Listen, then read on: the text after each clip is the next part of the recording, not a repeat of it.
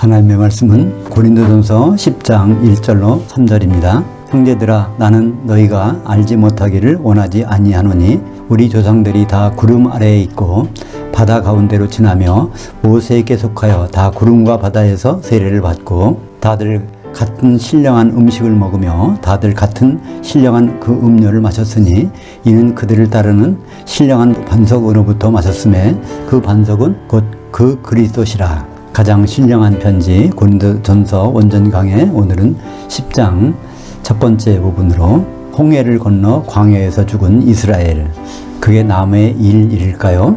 라는 제목으로 말씀을 나누겠습니다. 출애굽 사건은 구원의 그림자죠. 출발을 이제 애굽 땅에서 홍해를 건너서 광야에 들어옵니다. 근데 광야에서 다시 가나안 땅까지 가는 것이죠. 그래서 출애굽의 목적지는 광야가 아닙니다. 애굽을 벗어나는 것이 아니에요. 결국은 가나안 땅에 들어가는 것이죠. 근데 가나안 땅에 들어갈 그 사람들, 나온 사람 중에서 들어간 사람은 단 2명밖에 없다는 것입니다. 이것이 바로 고린도 교회에게 사도 바울이 그것을 설명해 주는 거예요. 고린도 교회에서 신앙생활을 하고 있지만은 이 중에서 과연 얼마나 혼외권, 어린 양의 신부의 자리까지 갈 수가 있는가. 그것이 본보기가 바로 출애굽 사건이라고 오늘 10장 1절부터 14절까지 내용이 바로 그런 내용입니다. 출애굽해서 맨 처음에 당한 일이 뭐죠? 홍해를 건넌 일입니다. 근데 홍해를 건넌 일을 여기 소개하고 있습니다. 1절에 다시 볼까요? 우리 조상들이 다 구름 아래에 있고 바다 가운데를 지나며 모세에게 속하여 다 구름과 바다에서 세례를 받고 애굽 땅에서 홍해까지 올 때 구름 기둥이 이제 그들을 보호하고 있었습니다. 그 구름 기둥이 그 바다까지 와 있는 상태예요. 거기에 이제 바다를 지나면서 바닷물이 갈라져 가지고 벽을 이룬 거죠. 그러니까 물 위나 아래나 여기 사방의 물속을 통과하는 것을 가리키는 겁니다. 이것을 세례, 밥티조, 밥티스마라고 설명하고 있는 것입니다. 세례라는 것은 하나의 의식이 아닙니다.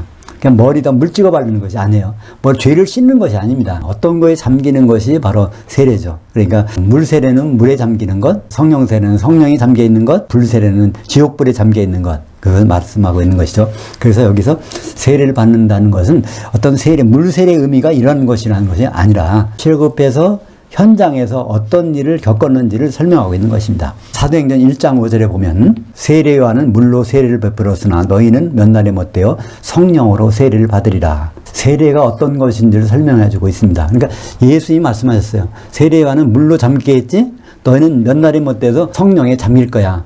그때 어떤 사람이 와서 사도들에게 성령 세례를 주고 했습니까? 그게 아니에요. 성령이 오순절날 그들에게 임해서 성령에 잠겨있는 그 모습들을 말하고 있지 않습니까? 사도행전 2장 4절에 보면 그 현장이 나타나죠. 그들이 다 성령의 충만함을 받고, 그러니까 성령의 충만한 상태 가운데 있는 것이 성령의 세례라는 것입니다. 그래서 홍해를 건너는 사건을 출애굽기 14장 21절과 22절에 볼까요? 모세가 그 바다 위로 손을 내밀매 여호와께서 큰 동풍 바람으로 밤새도록 바닷물을 물러가게 하시니 물이 갈라져 바다가 마른 땅이 된지라. 이스라엘 자손이 그 바다 가운데를 육지로 건너가고 물은 그들의 좌우에 벽이 되니. 그러니까 결국 사방이 물로 이렇게 쌓인 것, 그것을 세례라고 설명하고 있는 것입니다. 여기서 그냥 일반적으로 세례식을 설명하고 있는 것이 아니에요. 이스라엘 백성들이 그들이 그 경험을 했는데 왜 그들이 믿음이 약해져서 실패했는지 이걸 이제 지적해 주고 있는 것입니다. 3절 볼까요? 다들 같은 신령한 음식을 먹으며 다들 같은 신령한 음료를 마셨으니. 그러니까 다들이라는 얘기는 거기서 나온 사람들이 한 사람도 빠짐없이 전부가 그 신령한 음식과 신령한 음료를 마셨다고 되어 있습니다. 출애굽한 사람들이 어떤 음식을 먹었을까요? 만나를 먹었잖아요. 그리고 어떤 음료를 마셨어요? 반석에서 나오는 생수를 마셨습니다. 그 만나가 무슨 뜻일까요? 이게 뭐지? 이런 뜻입니다. 그게 그렇게 하니까 그게 그냥 굳어져서 그게 이제 만나라는 단어, 만나라는 단어가 된 것입니다. 말할 수 없는 것을 하나님이 경험하게 해주셨는데 그들은 결국 광야에서 30만 분의 1만 구원을 받고 다 타락했다는 것입니다. 그것을 고린도 교회에다가 계속 사도 바울은 지금 너희들이 신앙생활 제대로 잘 하는 것 같지? 근데 선줄로 아는 자는 넘어질 거 조심해야 돼. 이걸 설명하는 가운데 이 말씀을 계속 하고 있는 것입니다. 정말 엄청난 일을 경험한 거잖아요. 그 반석에서 나온 물, 생수를 출애굽기 17장 6절을 볼까요? 내가 호렙산에 있는 그 반석 위에 거기서 내 앞에 서리니 너는 그 반석을 치라. 거기에서 물이 나오리니 백성이 마시리라. 이런 물을 마셨던 사람이에요. 광야에서 물이 없을 것 같은데 바위를 쳐서 반석을 쳐서 그 물을 먹은, 직접 그런 만나를 먹어보고 그 직접 반석에 나온 물을 먹어본 사람들이 결국은 어떻게 될까요? 우상숭배하고 음행하고 하나님을 시험하고 그러다가 망했다는 것을 이제 계속 설명하고 있습니다. 5절 볼까요? 그러나 그들이 다수를 하나님이 기뻐하지 아니하셨으므로 그들이 광야에서 멸망을 받았느니라. 출애굽해서 남자만 내서 60만 명을 끌고 나왔는데 결국은 거기서 2명만 남았다는 것입니다. 그렇게 많은 이적과 기적을 통해서 그걸 보여주셨는데, 목적지까지 가는데 도움이 되도록 그런 놀라운 걸 보여주셨는데 그걸 다 잊어버리고 계속 애굽 땅을 가고 싶다, 되돌아가고 싶다, 이렇게 사람들이 믿음이 변질됐다는 것입니다. 그러니까 광야라는 건 어디까지나 중간 기착지입니다. 가다가 망했다는 거예요. 그러려면 아예 나오지도 말걸. 일단 나왔는데 가나안 땅에 못 들어가고 광야에서 다 멸망을 받은 것입니다. 민수기 26장 65절 볼까요? 이는 여호와께서 그들이 반드시 광야에서 죽으리라 하셨습니다. 이러므로 여분의 아들 갈렙과 눈의 아들 여호수아 외에는 한 사람도 남지 아니하였더라. 그들이 이제 출애굽해서 나오자마자 하나님은 가나안 땅을 정탐하고 와라, 그 일을 시켰습니다. 각 지파마다 12명이 가서 그것을 보고 왔어요. 근데 대부분 뭐라고 말합니까? 우리는 죽었다. 그들이 보기에 우리는 메뚜기 같다. 이러면서 이제 부정적인 말을 하고 있는데 여호수아 갈렙은 그렇지 않았습니다. 하나님이 우리를 위하시면 그들이 우리 밥이 된다. 근데 그 말을 사람들이 인정 안 했습니다. 마태복음 22장 14절 보면 청함을 받은 자들은 많되 택함을 입은 자들은 적으니라. 이것은 마태복음에 보면은 혼인잔치 비유가 두 군데 있죠? 22장과 25장이 있습니다. 22장은 오찬을 정해놓고 모든 사람, 기독교인은 다 불러드리는 거예요. 그 모든 사람, 많은 사람을 청했어. 근데 거기서 혼인 예복을 입고 만찬에 택함을 받은 자는 얼마 없다는 것입니다. 그것을 출애굽은 바로 영의 구원을 나타내는 것이죠. 영의 구원은 받았지만 혼의 구원, 가나안 땅까지는 못 들어간 상태에서 이렇게 중간에 그만둔 사람들이 많다는 것입니다. 이것이 바로 바울이 고린도 교회 성도들에게 말씀하는 건데, 그것은 거기로 끝나는 것이 아니죠. 우리들에게도 오늘 제목이 그거 아닙니까? 홍해 건너 광야에서 죽은 이스라엘, 중간 기착지에서 죽은 이스라엘. 그것은 남의 일이 아니라 다 우리의 본복이라는 것입니다. 바로 6절에 그 말씀이 나오죠.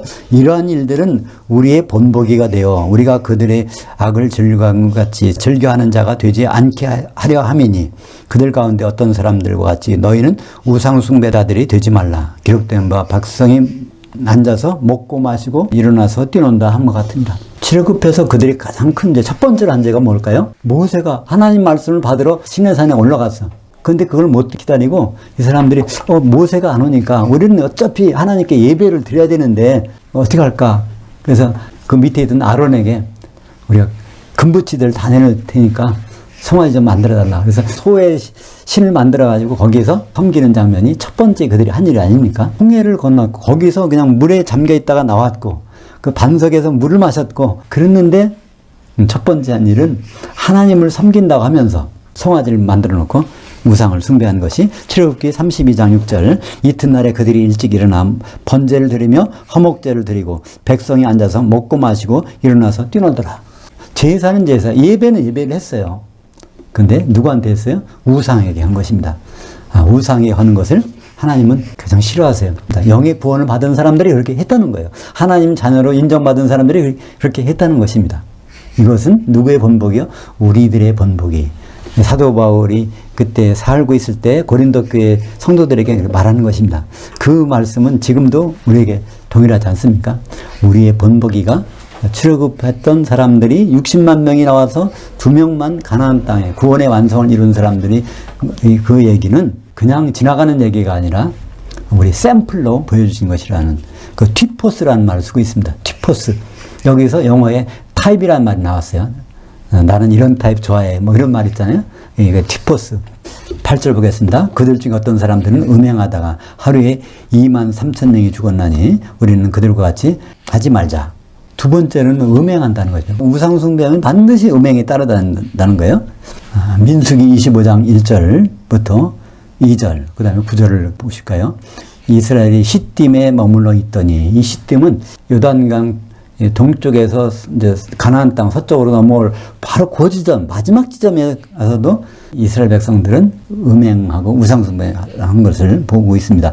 이스라엘이 시딤에 머물러 있더니, 시딤은 원래 조각목, 아카시아 나무라는 뜻인데, 거기에 아카시아 나무가 많았던 모양이에요. 거기에서 그 백성이 모압 여자들과 음행하기를 시작하니라. 근데 음행이 그냥 우리가 보통 하는 음행이 아니라, 그 여자들은 어떤 여자들이냐면은 여자 사제들이란 말이에요.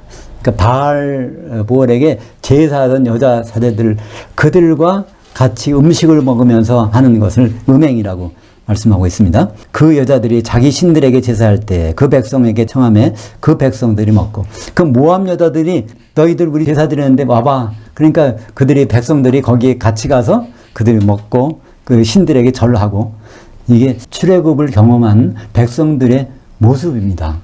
그 신들에게 같이 절하는 거예요. 민수기 25장 9절 보면 그 연병으로 죽은 자들이 24,000명이었더라. 근데 그건 연병이라고 우리말로 번역했는데 사실 재앙이란 뜻입니다. 그들이 그런 일을 하니까 하나님이 진노하셨어요. 그래서 아론의 손자 비느하스가 그 남자와 여자가 있는 방에 들어가서 그 사람을 죽입니다. 근데 그 사람만 죽인 게 아니라 그날 살육 사건이 그렇게 일어났어요. 그래서 그렇게 죽은 사람이 23,000명이라고 그러는데, 민수기를 보면 그 24,000명입니다. 그게 어떤 게 맞은지는 그렇게 중요하지 않아요. 그죠? 이것이 원전에 기록되어 있는 것을 이제 신약 성경에서 기록할 때 수치가 약간 틀려졌는지 뭐 했는지 그럴 수는 있지만, 그건 그게 아니라 그들이 하나님의 진노에 임해서 죽었다는 사실이 중요한 것이죠. 9절 보겠습니다. 그들 가운데 어떤 사람들이 주를 시험하다가 뱀들에게 멸망하였나니 우리는 그들과 같이 주를 시험하지 말자. 그러니까 그들은 출발은 했지만 목적지를 막연히 알았어요. 목적지 중간에 잊어버렸어. 그러니까 출발하다 애굽 땅에서는 이렇게 고생 안 했는데 우리는 애굽 땅에 가고 싶다. 왜 우리를 출애굽 시켜서 이런 개고생을 하게 하실까? 그런 생각을 하고 있다는 것입니다. 그것이 바로 주를 시험하신 것입니다. 주님은 그들을 출애굽 시켰으면은 가나안 땅까지 무조건 데리고 가신다는 그것을 인정해야 되는데 그것을 믿지 않은 것입니다. 민수기 21장 5절 6절을 볼까요? 같이 보죠. 그 백성이 하나님과 모세를 대적하여 말하되 어찌하여 우리를 애굽에서 인도하여 내어 이 광야에서 죽게 하는가? 이곳에는 먹을 것도 없고 물도 없도다. 우리 마음이 이 하찮은 음식을 싫어하며 여호와께서 그 불뱀들을 그 백성 중에 보내어 그 백성을 물게 하심으로 이스라엘 백성 중에 죽은 자가 많은지라. 그러니까 만나와 반석의 물은 이거 하찮다는 거예요. 애굽에 살았으면은 이런 거 안 먹고 잘 살 텐데. 그러니까 이제 광야까지 나와서 여전히 가나안 땅을 보는 것이 아니라 어딜 봅니까? 뒤를 본다는 것입니다. 이것이 이스라엘 백성들의 그 믿음의 상태인데, 이것을 누구에게 말하고 있어요? 고린도 교회 성도들에게 이런 말씀을 해주고 있는 것입니다. 이 말씀을 통해서 요한이 기록한 것이 바로 이거죠. 요한복음 3장 14절부터 16절입니다. 같이 보죠. 모세가 그 광야에서 그 뱀을 든 것 같이 인자도 들려야 하리니 이는 그를 향하여 믿는 자마다 영생을 얻게 하려 하심이니라. 그와 같이 하나님이 이 세상을 이처럼 사랑하사 독생자를 주셨으니 이는 그를 향하여 믿는 자마다 멸망하지 않고 영생을 얻게 하려 하심이라. 그러니까 이스라엘 백성들이 가장 실수는 뭘까요? 하나님이 우리를 왜 광야에서 죽게 하시나? 가나안 땅을 생각하지 않는 거예요. 그죠? 광야에 있는 것만 생각하는 것입니다. 그러니까 우리가 예수를 믿는 것도 그렇지 않습니까? 그냥 예수만 믿으면 구원받는다고 끝났다고 생각합니다. 근데 뭐라고 말하죠? 여기서? 그를 향하여 믿는 자. 예수님이 결국 어떤 일까지 하실지를 믿는 자, 그가 영생을 얻는 것이고, 그렇지 않으면 멸망, 지옥에서 천년 동안 고생한다는 것입니다. 이것이 바로 요한복음 3장 16절이 기록되게 된 핵심입니다. 근데 참 안타깝죠? 거기에서 향하여라는 전치사가 빠져서 나 예수 믿었어. 그러니까 기독교인이야. 그럼 구원받은 것처럼 끝납니다. 그러니까 난 이제 출애굽했어. 광야에 나갔으니까 이제 끝났다. 출애굽한 것을 그들이 그 자랑으로 삼고 있는 것입니다.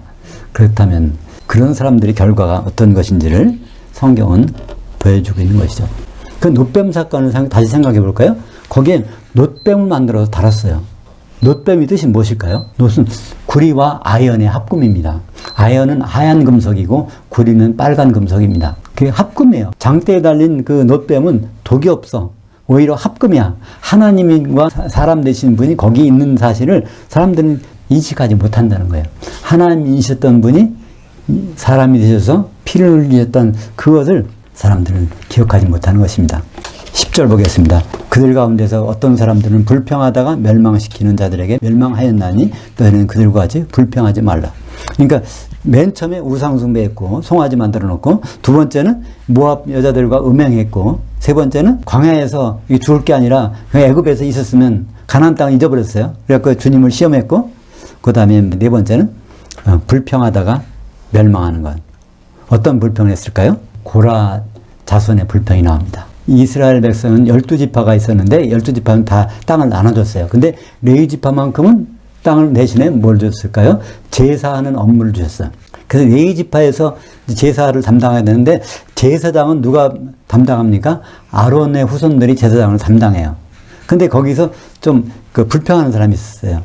고라 자손도 레위 지파인데 우리는 왜 성막에서 청소하고 이런 일을 하느냐, 우리도 똑같은 레위 지파인데 너희들만 제사장이냐, 이렇게 했다가 그 불평에 대해서 하나님이 진노하신 장면이 민수기 16장 10절과 32절, 33절을 같이 볼까요? 하나님이 너와 네 모든 형제 레위 자손으로 너와 함께 가까이 오게 하셨거늘 너희가 오히려 제사장의 직분을 구하느냐?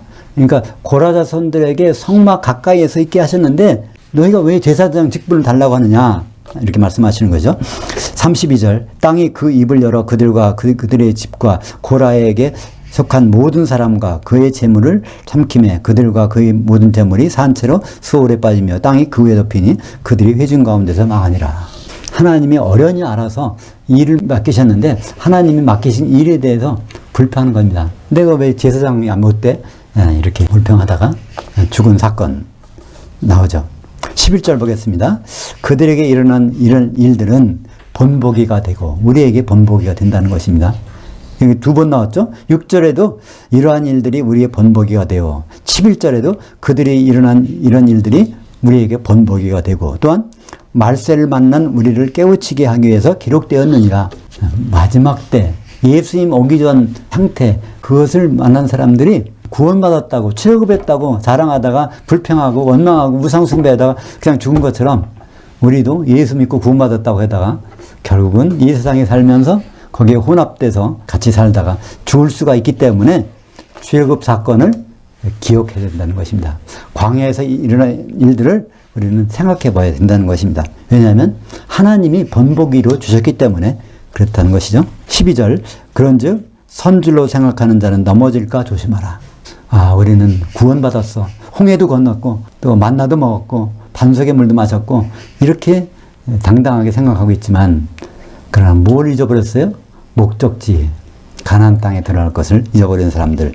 우리도 지금 예수 믿고 구원받아서 하나님 자녀가 됐다는 건 알지만 장막절날 예수님과 혼인 만찬에 들어간다는 사실을 잊어버리게 되면 얼마든지 우리는 우상숭배하고 음행하고 불평하고 시험하고 이럴 수 있다는 것입니다.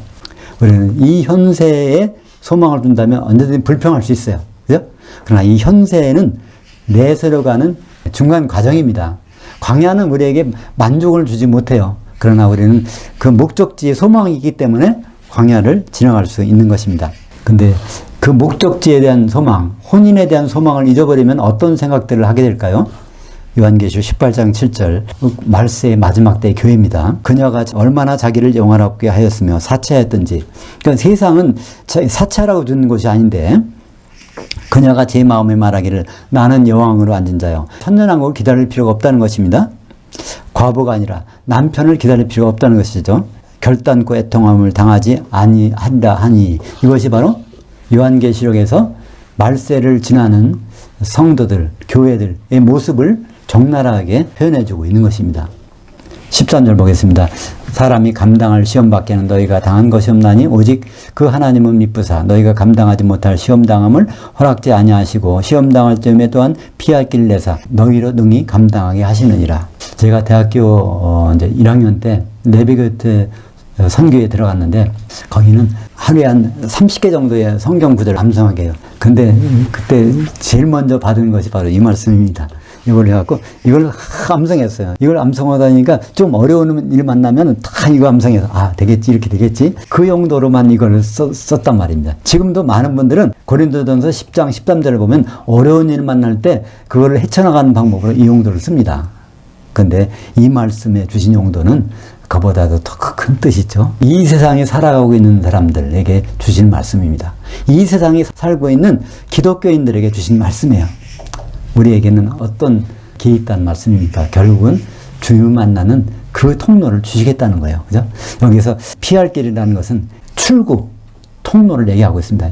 영어로 하면 엑시트라는 거죠. 엑시트가 있다는 거죠. 우리가 엑시트가 있는 것을 알고 있다면 우리는 이것을 감당할 수 있습니다. 근데 우리가 엑시트를 모른다면, 그 있는지도 모른다면 우리가 얼마나 당황하고 힘들겠어요? 근데 하나님은 그 엑시트를 마련해 놓고 결국 그 엑시트는 공중으로 올라가는 거고 거기에서 혼인만찬에 들어가는 그 길이라는 것을 알 수 있습니다. 베드로후서 2장 9절에 보면 주께서 경건한 자들을 시험에서 건지실 줄을 아시고 불의한 자들은 형벌에 두어서 심판날까지 지키시며, 그러니까 그 엑시트를 누구한테 주신다는 거예요? 경건한 자에게. 그리고 불의한 자에게는 심판받을 길밖에 없다는 것입니다. 이 경건하다는 말이요, 유세베스라고 하는데요, 헬라어에서 유는 좋다, 있다, 그런 뜻입니다. 그럼 세베스라는 말은 무슨 말이냐? 세보마이라는 동사에서 왔습니다. 이것은 경배한다, 경외한다, 하나님을 두려워하는 마음이 있는 거예요. 하나님을 두려워하는 마음이, 그것이 하나님을 잘 두려워한다면 그분의 뜻을 집중하는 거잖아요. 그런 사람에게는 반드시 시험에서 건지신다고 되어 있습니다. 그러니까 하나님을 경외하는 사람이 이제 진짜 성도죠. 그런 사람들에게는 반드시 엑시트, 출구를 주시겠다는 거예요. 근데 불의한 자, 의롭지 않은 거, 의로운 건 뭐라고 그랬죠? 바른 길 가고 있는 사람이 의로운 사람입니다. 근데 의롭지 않은 것은 곁길 가는 거예요. 잘 가다가 새 나가는 거. 그게 바로 다른 말로는 죄죠. 하마르티아, 관역에서 벗어난 거니까 그런 사람들은 형벌에 두어서 심판날까지 지키게 하신다는 것입니다. 요한계시록 22장 10절에 보면 여기에 관련되는 이와 비슷한 말씀이 있어요. 이제 마지막 때가 되면 하나님 어떻게 하실까? 어떤 사람을 끝까지 이 사람을 고쳐가지고 쓰실까? 안 쓰실까?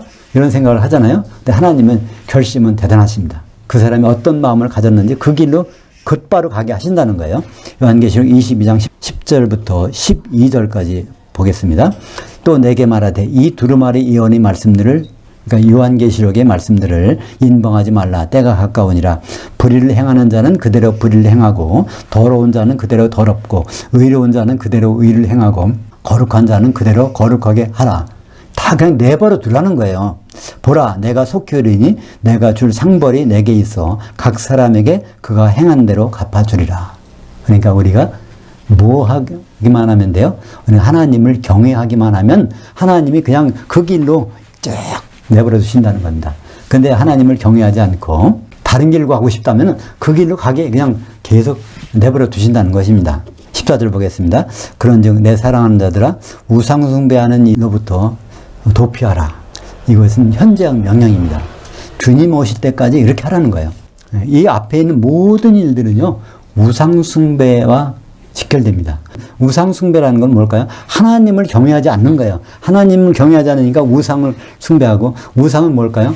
세상에 좋은 것을 따라가는 겁니다. 우리가 편한 걸 따라가는 거예요. 그것을 다 한꺼번에 우상 숭배라고 하고 있습니다. 우상 숭배는 뭐가 포함될까요? 음행. 반드시 우상 숭배는 음행이 따라다녀요. 음행은 무엇이죠? 성경에서 음행이라는 것은 예수님을 남편으로 생각하지 않고 다른 남자 만나는 것을 음행이라고 합니다. 그러니까 세상에 좋은 것을 마음을 뺏기는 것이 다 음행이고 우상 숭배죠. 갈라디아서 5장 19절 볼까요? 육체의 그 일들은 분명하니 음행과 더러운 것과 호색과 우상 숭배 쭉 나오는데요.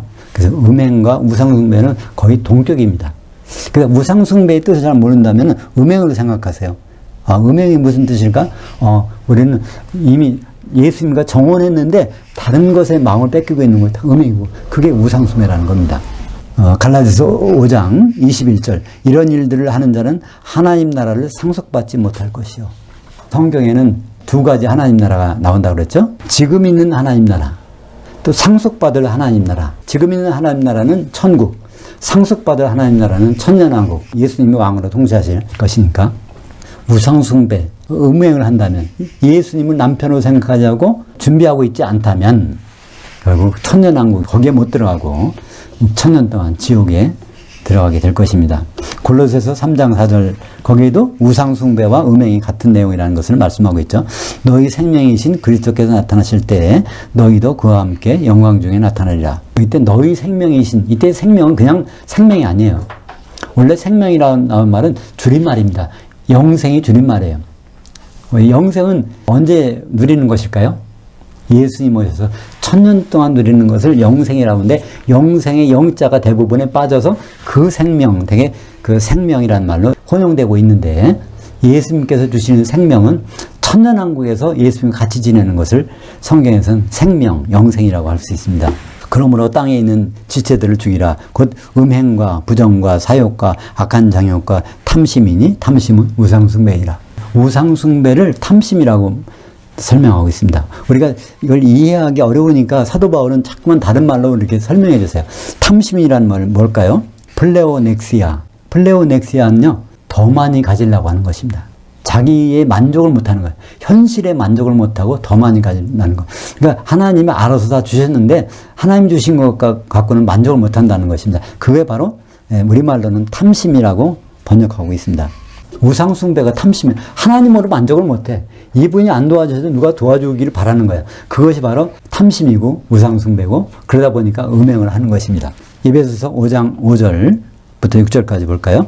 너희도 정녕 이것을 알거니와 음행하는 자나 더러운 자, 탐하는 자, 곧 우상숭배자들은 다 하나님이신 그리스도의 나라에서 상속을 얻지 못하리니 누구든지 헛된 말로 너희를 속이지 못하게 하라. 이로 말미암아 하나님의 진노가 그 불순종의 아들들에게 임하나니. 우리는 하나님이 자녀가 됐다, 하나님의 아들 됐다, 이거로 만족하는 것이 아니라, 그래도 만족하는 사람들이 굉장히 많다는 거예요. 불순종하는 사람들 여기서 세상 사람들이 아닙니다. 아들은 됐는데 그분께 불순종한다는 거예요. 그 사람들에게 진노가 임한다는 것입니다. 그 진노가 임하는 장면이 어디 나올까요? 마태복음 9장 15절이죠. 신부실에 있는 아들들. 그러니까 공중에 거기 신부실이 형성되어 있어요. 그곳에 하나님의 아들들이 올라가서 주님을 만났는데, 신랑과 함께 있을 동안은 슬퍼할 수 있냐? 그러나 신랑을 빼앗길 날들이 이르리니 그때는 금식할 것이니라. 천년 동안 예수님과 식사를 못하는 일이 누구에게 있어요? 불순종하는 아들들. 그들이 누군가요? 우상숭배자, 음행하는 자가, 탐심한 자, 그런 성도들이 그렇게 된다는 것입니다. 거기에서 하나님이신 그리스도의 나라. 우리말 번역에는 어떻게 돼 있죠? 그리스도와 하나님 나라에서, 이렇게 번역이 돼 있어요. 그러니까 그리스도 따로 있고 하나님 나라 따로 있고, 그러니까 이게 천국과 천년왕국처럼 번역돼 있어요. 근데 그게 아니라 원래는 그리스도 앞에 정관사가 있고 하나님에는 정관사가 없어. 그러니까 뒤에 하나님은 보호라는 것이죠. 그 그리스도가 어떤 분인지를 설명해 주고 있어요. 그러니까 사람으로 오셨다가 결국은 셋째 하늘에 가셨고 하나님으로 복귀하신 그 그리스도. 그러니까 예수님이 앞으로 오실 때는요, 하나님으로 왕으로 오셔서 통치하십니다. 그 나라를 상속받지 못할 자는 어떤 자요?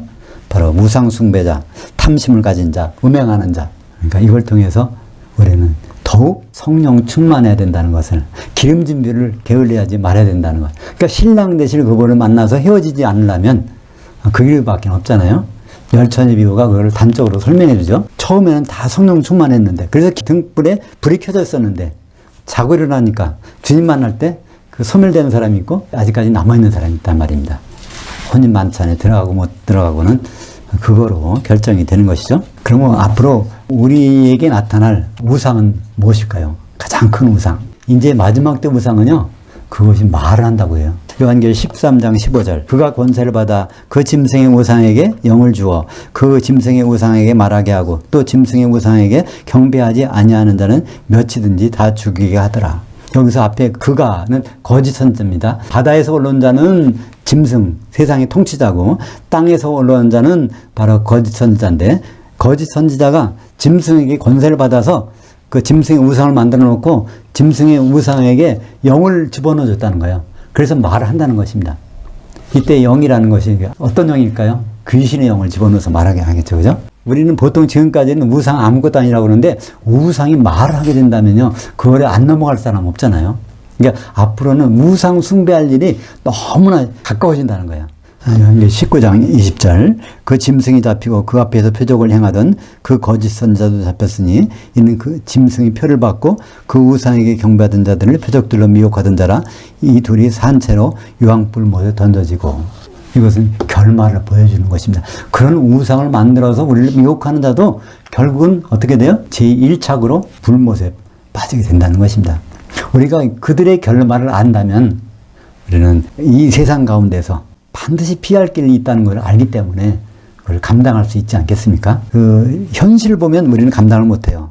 그러나 이 치료급한 백성들처럼 그들이 가나안 땅을 목적지를 잊어버리기 때문에 광야에서 헤맸던 것처럼 우리도 그 목적지 주님과의 혼인을 잊어버린다면 이 고린도 교회 성도들과 출애굽한 이스라엘 백성들과 같은 처지가 될 수도 있습니다. 그러나 우리는 이것을 본보기로 주신 주님을 찬송할 수밖에 없는 것입니다. 기도하겠습니다. 출애굽한 이스라엘 백성들이 그들이 일이 아니라 마지막 때를 만난 바로 우리들을 위해서 본보기로 기록되어 있다는 것을 깨닫습니다. 그 많은 이적들을 받고 그것을 경험하고 먹고 마셨지만 광야에서 그들이 실패했듯이 우리도 많은 은혜를 받았지만 다시 실패하는 그런 경우가 되지 않도록 성령 충만함을 주시옵소서. 예수님 이름으로 기도합니다. 아멘.